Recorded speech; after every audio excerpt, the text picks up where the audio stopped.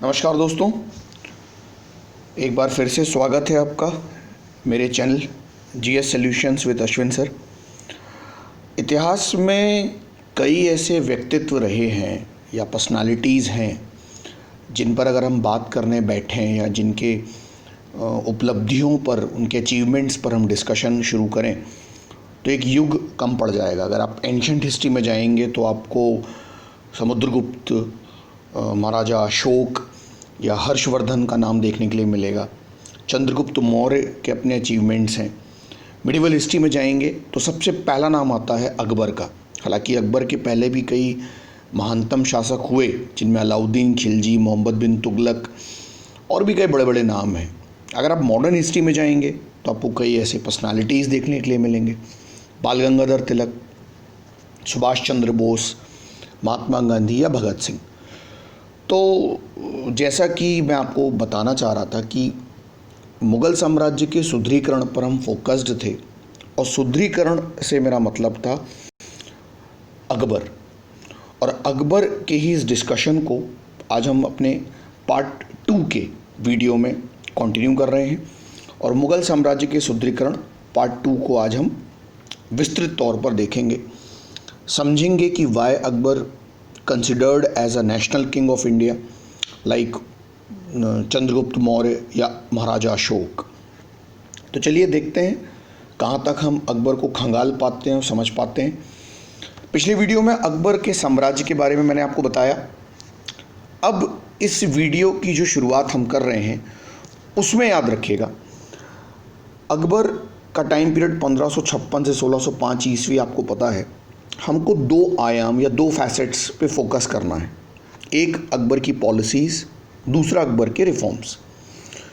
Policies देखें तो राजपूत नीति है, धार्मिक नीति, राजपूत पॉलिसी और रिलीजियस पॉलिसी अकबर की। देन एडमिनिस्ट्रेटिव पॉलिसी है, प्रशासनिक नीति, और उसके साथ साथ जुड़ी है उसकी सामाजिक नीतियाँ। आप सामाजिक नीतियों को समाज सुधार के तौर पर भी देख सकते हैं। सैनिक क्षेत्र में अकबर ने बहुत सारे रिफॉर्म्स किए। मनसबदारी सिस्टम सबको पता है, आज की ब्यूरोक्रेसी के जैसी है ये।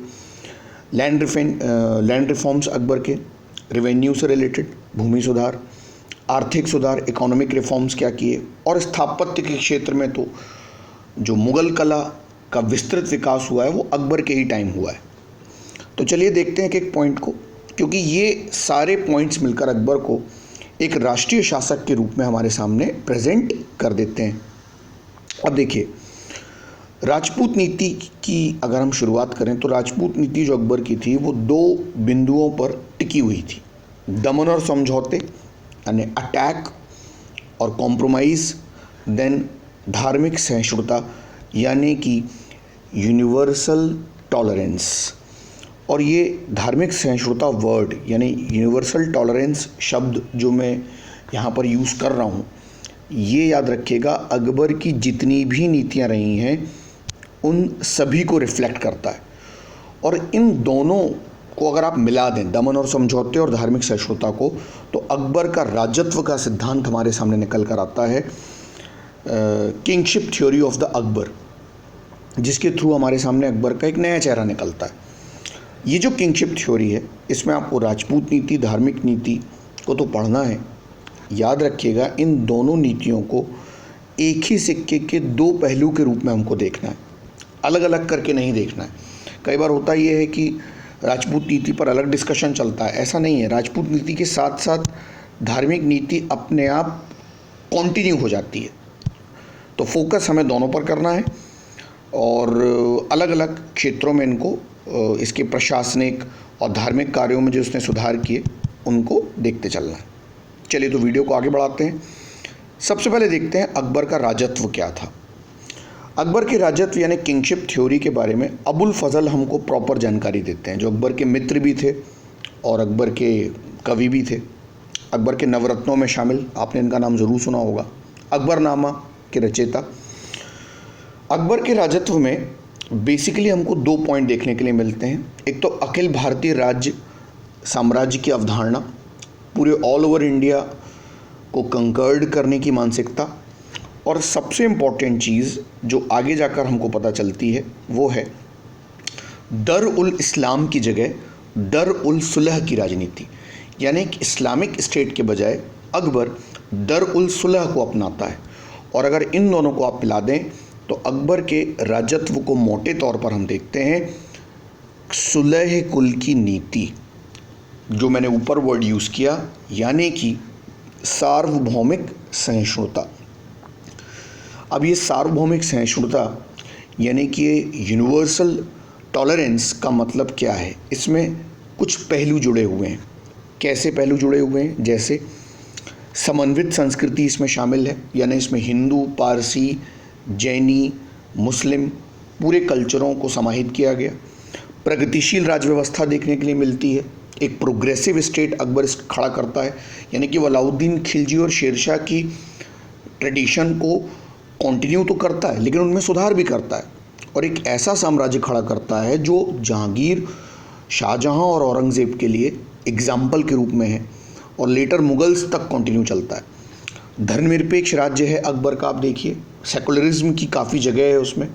बड़े बड़े उच्च पदों पर हिंदू रजवाड़े बैठते थे अकबर के साथ। और सबसे इम्पॉर्टेंट, अकबर यहाँ को अपने को शासक के रूप में सर्वोच्चता में रखता है। मतलब वो मुग़ल साम्राज्य की संप्रभुता से कोई कॉम्प्रोमाइज़ नहीं करता है। मतलब वो सभी धर्मों को, वर्गों को लेकर तो चलता है लेकिन मुग़ल राजत्व यानी जो शासक है वो सर्वोच्च रहेगा। तो इसी किंगशिप थ्योरी को समझते हुए हम ज़रा सबसे पहले अकबर का बैकग्राउंड और पृष्ठभूमि एक बार रिवाइज्ड कर लेते हैं। आपको तो पता ही है अकबर सुन्नी पिता तथा शिया माता की संतान था और ये वो युग था जब शिया और सुन्नी में संघर्ष प्रारंभ हो चुका था। लेकिन अकबर पर इसका कोई ख़ास प्रभाव नहीं पड़ता है। क्यों? क्योंकि आपको मैंने पिछले वीडियो में बताया था अकबर का जन्म राजपूत घराने में हुआ और हिंदू संस्कृति का सीधा प्रभाव अकबर पर पड़ा। बैरम खां का संरक्षण उस समय अकबर के पास था और बैरम खां भी कट्टर मुस्लिम नहीं था। शेख अब्दुल लतीफ़ अकबर के शिक्षक थे, टीचर थे, जो खुद एक सूफ़ी मान्यता को फॉलो करते थे। तो ऑब्वियस सी बात है अकबर भी क्यों इतना ज़्यादा कट्टर होगा जैसे कि पिछले मुस्लिम शासक हुए थे।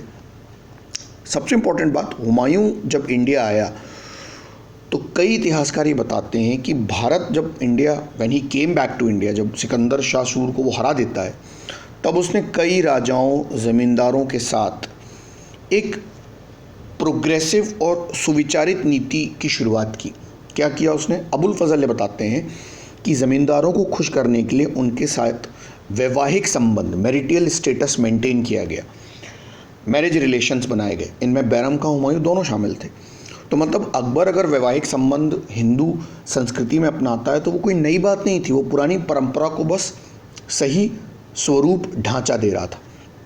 और ऐसी पृष्ठभूमि जो अकबर को मिलती है जिसमें उसका लालन पोषण होता है, याद रखिएगा ऐसी पृष्ठभूमि जब अकबर तख्त पर बैठता है तो अकबर के स्थान पर अगर कोई भी शासक होता तो वो कट्टर नहीं होता, यानी उसके अंदर फैनाटिसिज्म के कोई भी गुण नहीं होते। मतलब वो सुलह कुल की नीति भले ही नहीं लाता परंतु कट्टर तो नहीं होता। आगे अकबर राजाओं के साथ, राजपूतों के साथ वैवाहिक संबंध भी बनाता है, जो मैं भी बताऊंगा। तो यहाँ दो बातें और निकल कर आती हैं, नंबर ए और नंबर बी। नंबर ए क्या? मुस्लिम शासकों से हिंदू राजाओं की बेटियों का जो विवाह होता था, याद रखिएगा वो कोई असामान्य घटना नहीं थी। मतलब ऐसा नहीं था कि समाज में ये पहली बार हो रहा था। इससे पहले भी हिंदू राजाओं का मुस्लिम राजाओं के साथ वैवाहिक संबंध था, लेकिन वो उतनी स्थायी वैयक्तिक या पर्सनल रिलेशन नहीं बन पाए क्योंकि बेटी ब्याह होने के बाद मुस्लिम कल्चर में ढल जाती थी। यहाँ अकबर ने क्या किया? एक अलग नीति, एक न्यू पॉलिसी को मेंटेन किया और उसने दो चीज़ें ख़ास तौर पे इम्प्लीमेंट की अपने खुद के पर्सनल लाइफ में। अकबर ने क्या किया? हिंदू पत्नियों को धार्मिक स्वतंत्रता दी, रिलीजियस लिबर्टी उनको दी और उनके पिताओं को अपनी जमात में ऊंचे पद दिए। इसका सबसे अच्छा एग्जाम्पल कचवाहा डायनेस्टी के आमेर के राजा भारमल हमको देखने के लिए मिलते हैं, जो अकबर के सबसे करीबी मित्रों में तो थे ही, साथ में उन पर कभी कोई ऐसा दबाव नहीं डाला गया कि जो धर्म से रिलेटेड हो। तो 2 पॉइंट्स यहाँ निकल कर आते हैं जो आपको समझने हैं कंसेप्चुअली। पहली चीज़ तो ये याद रखिएगा, कहीं आप ये ना सोच लें कि अकबर ने वैवाहिक संबंधों को ही अपना आधार बना लिया। मैं आपको क्लियर कर देता हूँ, याद रखिएगा, विवाह संबंधों को शर्त बनाने पर अकबर ने कभी जोर नहीं दिया। मतलब ऐसा नहीं था कि अगर आप राजपूत हो और मुग़ल काल में आप वैवाहिक संबंध अकबर से स्थापित करते हो तभी आपको बड़े पद मिलेंगे, इसकी कोई ज़रूरत नहीं थी। इसका एग्जाम्पल हमको मिलता है रणथंबोर के हाड़ाओं के साथ। अकबर का कोई वैवाहिक संबंध नहीं था, लेकिन फिर भी वो उसके विश्वास पात्र थे। तो अकबर ऐसा क्यों कर रहा था? इसका पर्पस बिल्कुल क्लियर था, उद्देश्य बिल्कुल क्लियर था। साम्राज्य के स्थायित्व के लिए, उसकी स्टेबिलिटी के लिए, एम्पायर को डेवलप करने के लिए अकबर को राजपूतों की सहानुभूति भी चाहिए थी और उनका साथ भी चाहिए था। क्यों? क्योंकि मैं बता चुका हूँ, अकबर अपने पूर्ववर्ती मुस्लिम शासकों की हालत देखकर सीख चुका था कि राजपूत माने चाहे ना माने देश की सबसे दुर्दांत ताकत हैं। इनसे दोस्ती करने में ज़्यादा भलाई है, ना कि दुश्मनी कंटिन्यू करने में। और इसी चक्कर में अकबर की जो राजपूत नीति है वो उसकी धार्मिक सहिष्णुता यानी रिलीजियस टॉलरेशन की जो नीति उसकी चल रही थी उसका एक हिस्सा थी, उसका एक व्यापक अंग थी, जो मैं ऊपर आपको बता रहा था। मतलब राजपूत नीति और धार्मिक नीति एक ही सिक्के के दो पहलू थे।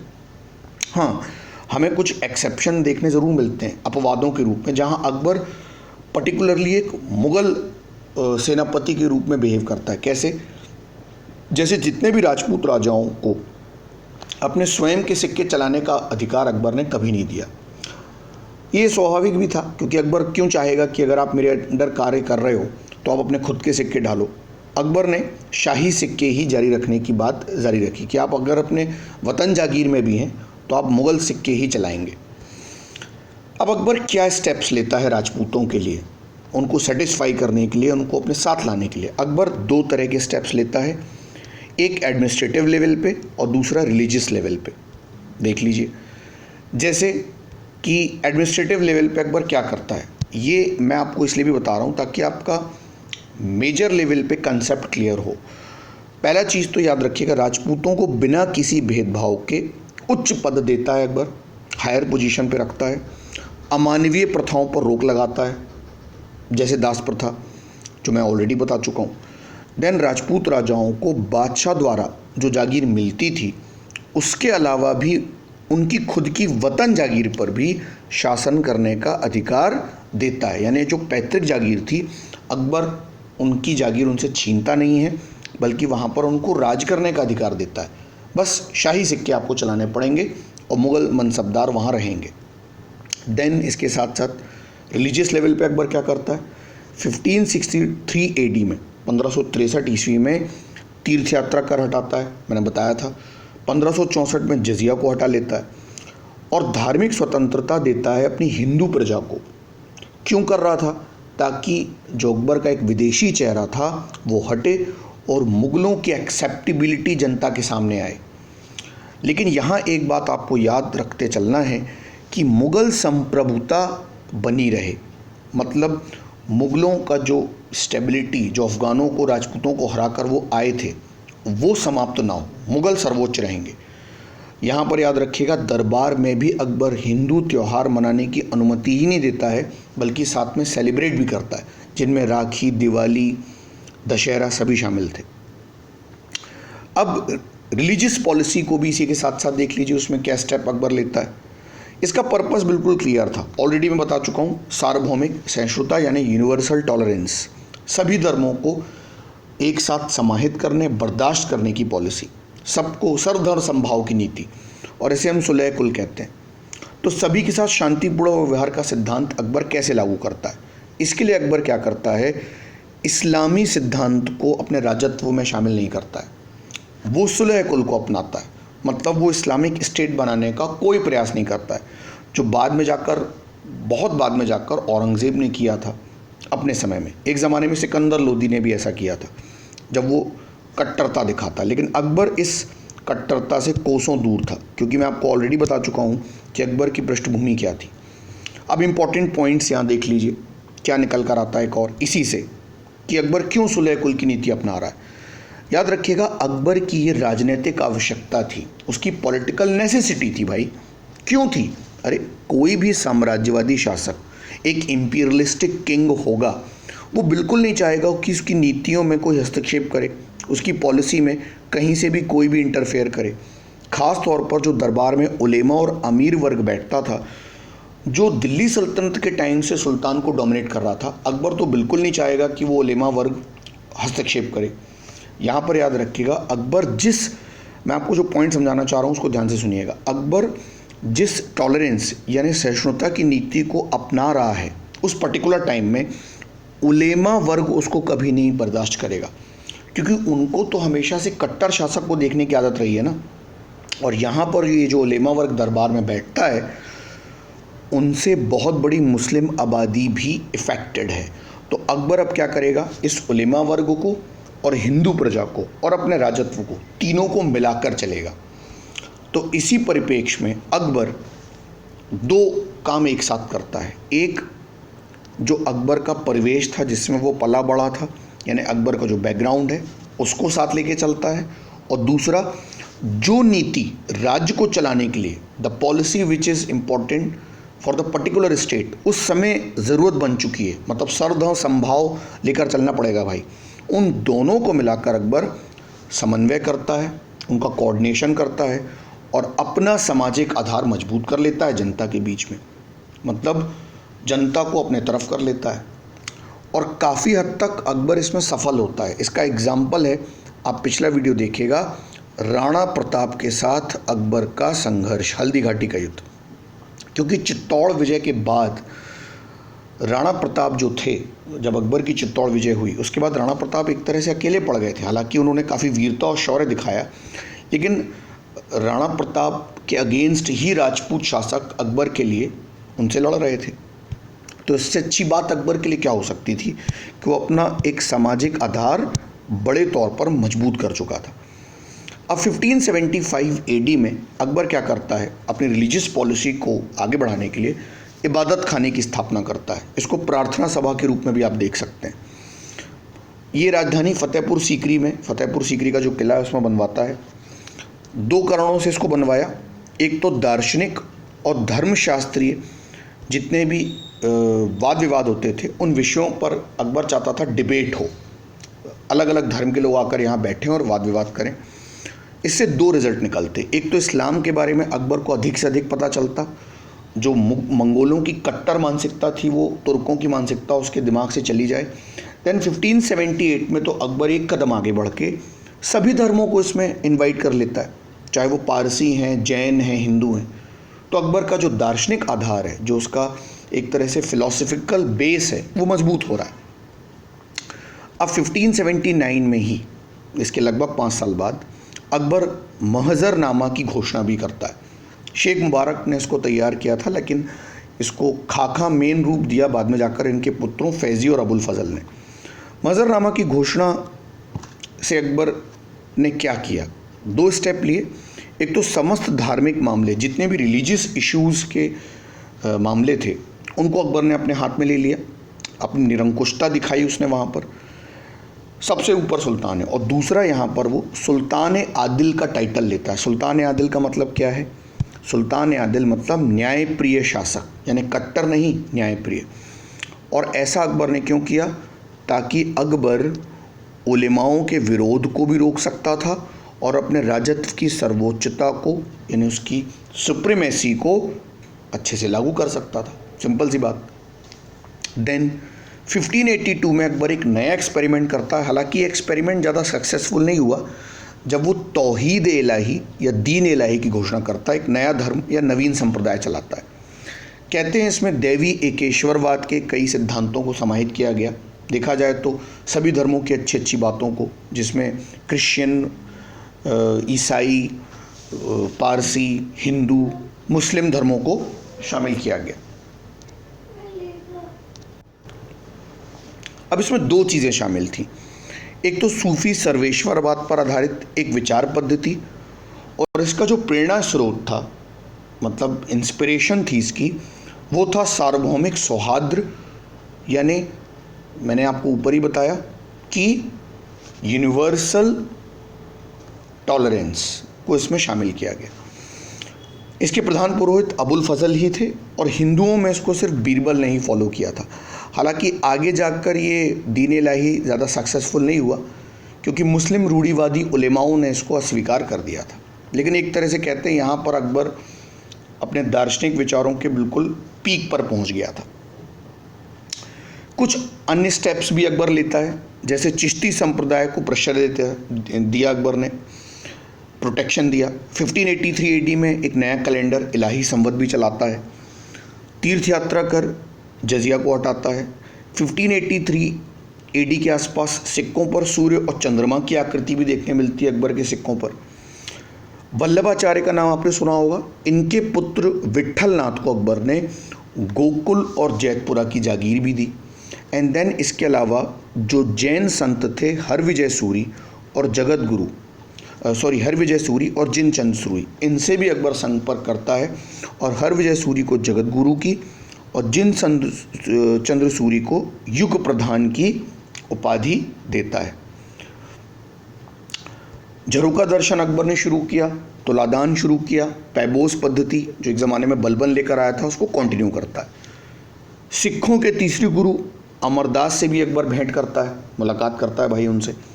सिख गुरु रामदास का नाम आपने ज़रूर सुना होगा। 1577 एडी में अकबर ने इनको 500 बीघा ज़मीन दी थी। कहते हैं बाद में जाकर इसी ज़मीन पर अमृतसर कुंड और अमृतसर मंदिर की स्थापना हुई। देन दरबार में ईसाइयों का एक जेसुइट मिशन भी आया अकबर के समय, कहते हैं 3 बार आया। एंड अकबर इबादत खाने में पारसी, जैन, ईसाई और हिंदुओं को आने की अनुमति भी देता है और अपना दार्शनिक आधार मजबूत करवाता है। अब हम अकबर के कुछ रिफॉर्म्स को भी देखते हैं। रिफॉर्म्स में सबसे पहला नाम आता है सैनिक क्षेत्र में अकबर द्वारा इंट्रोड्यूस की गई मनसबदारी सिस्टम का। आज के ब्यूरोक्रेसी से आप इसको कंपेयर कर सकते हैं। गुजरात विजय के बाद 1573-4 एडी के आसपास अकबर ने इसको लागू करवाया। ये मुग़ल सैनिक व्यवस्था का आधार थी, मनसबदारी व्यवस्था, और मंगोलों की दशमलव पद्धति पर ये बेस्ड थी, उस पर आधारित थी। अकबर के शासन के 11वें वर्ष में हमको पहला मनसब दिए जाने की जानकारी मिलती है। पर्पस क्या था भाई इसको लाने का? बहुत ही सिंपल सा उद्देश्य। एक तो साम्राज्य विस्तार के लिए एक शक्तिशाली सेना चाहिए थी, powerful army he needs. Then अमीर वर्ग जो था उसका संगठन करना ज़रूरी था अकबर के लिए, और जो सेना उसकी थी उसमें जो मिक्स्ड कल्चर चल रहा था, राजपूत भी थे, मंगोल भी थे, तुर्क भी थे, उन सभी को संगठित अकबर को करना था। इस व्यवस्था का जन्म कहते हैं चंगेज़ खां से जोड़ा जाता है, जब चंगेज़ खां ने पहली बार दशमलव के आधार पर अपनी पूरी सेना को इकट्ठा किया था। बाद में जाकर तैमूर लंग ने भी इसको अपनाया। मतलब देखा जाए तो पर्टिकुलरली ये मंगोलों से अडॉप्ट की गई पद्धति थी। मनसबदारी व्यवस्था याद रखिएगा क्या था। मनसब कोई पद संज्ञा या पदवी नहीं थी, बल्कि याद रखिएगा ये अमीर की स्थिति का बोध कराती थी। यानी जो अकबर के अंडर में लोग अमीर वर्ग कार्य करते थे उनकी एक्चुअल कंडीशन को मनसबदारी प्रथा बताती थी। मनसब का अर्थ होता था पद या कैटेगरी या श्रेणी, कि अकबर के शासनकाल में आपकी कैटेगरी, आपकी श्रेणी क्या है, स्थिति क्या है, आपकी वास्तविक स्थिति। अबुल फजल 33 श्रेणियों का जिक्र करता है, हालांकि इतिहासकार तो 66 श्रेणियाँ बताते हैं, हम 33 श्रेणियाँ पकड़ के चलते हैं। ऐसी 33 श्रेणियाँ मनसबदारों की अबुल फजल बताता है। मनसबदारी में सबसे छोटा मनसब 10 का होता था और सबसे बड़ा मनसब 10,000 का, बाद में 12,000 का भी होने लगा, और इसी बड़े मनसब को तुमान कहा जाता था, और जो इसका प्रमुख होता था उसे कमानदार कहते थे। अकबर के अंतिम वर्षों में जात और सवार रैंक को भी इसमें इंक्लूड किया गया।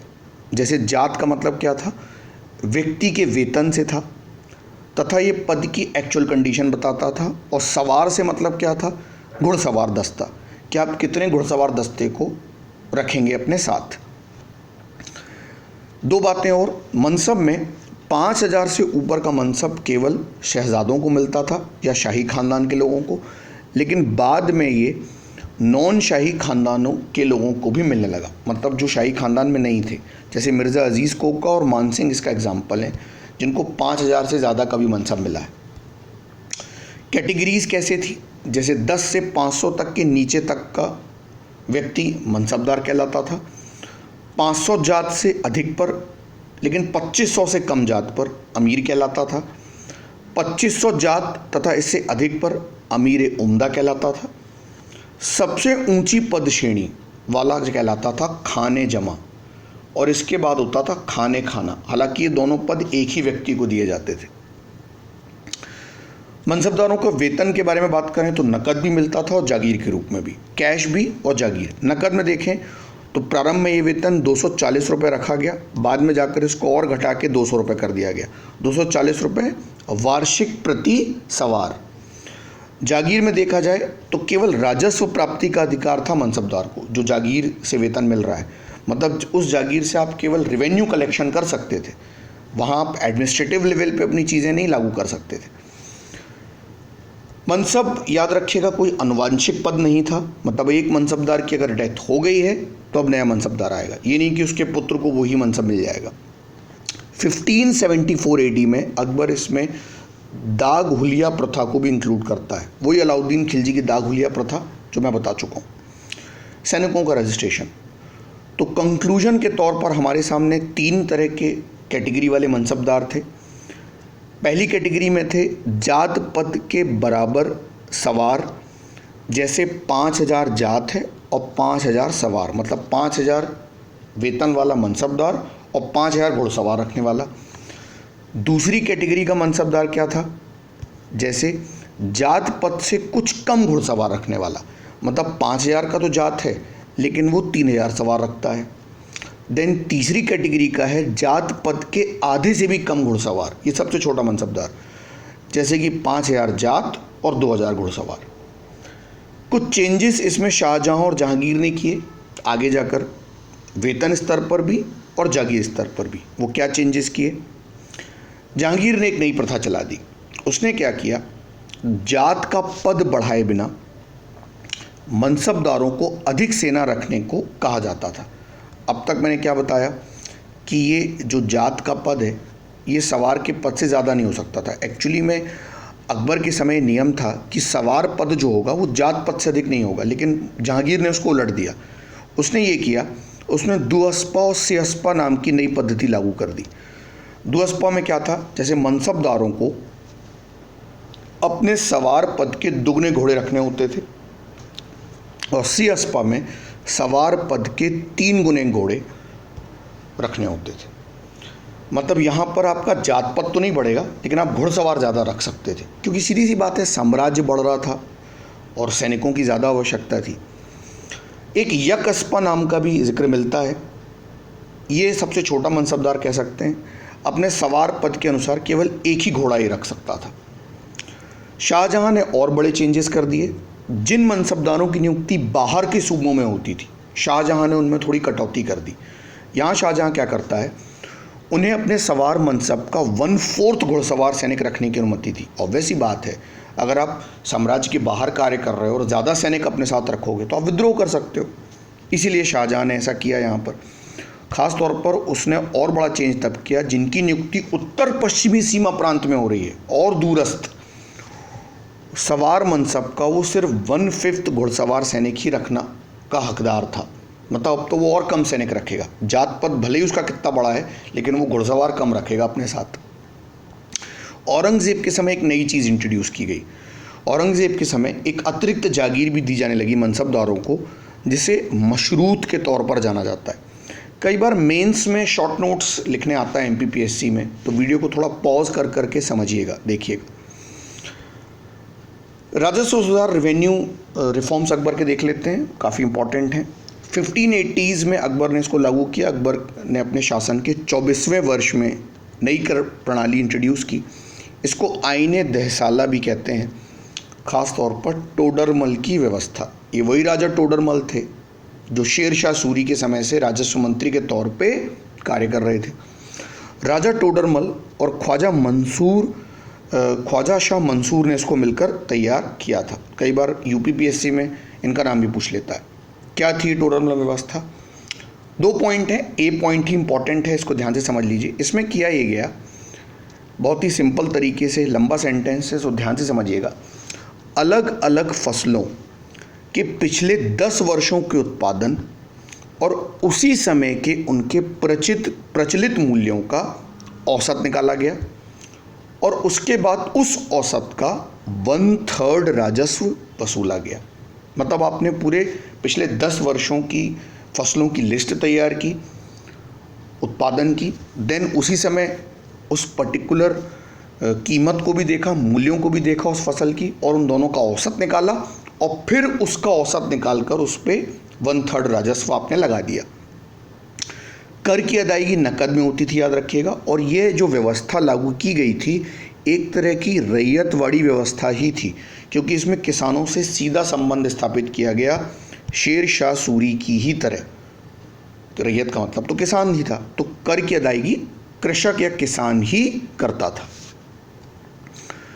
टोडरमल व्यवस्था में 2 बातें और आपको याद रखना है। दक्षिण भारत में से शाहजहां के काल में मुर्शीद कुली खान ने एक्सपेरिमेंट किया था और ये व्यवस्था खालिसा और जागीर दोनों प्रकार की भूमि पर लगाई गई थी। भूमि के 4 प्रकार थे इसमें: पोलज, परती, चाचर और बंजर। पोलज भूमि ऐसी थी जिसमें प्रत्येक वर्ष एवरी ईयर फर्टिलाइजेशन या खेती होती थी।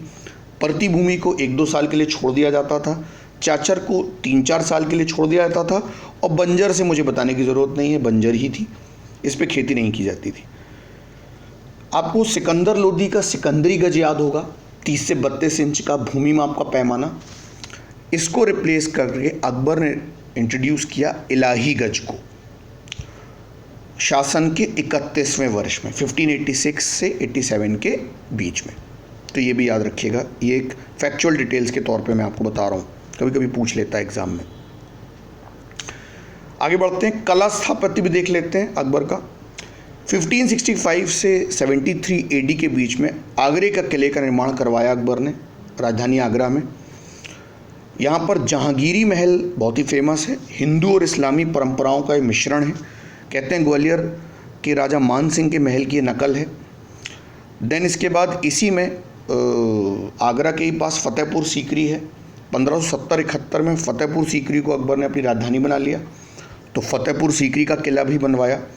2 चीज़ें बहुत ख़ास हैं, दीवाने आम और दीवाने खास। बाद में शाहजहां ने भी इसकी नकल की।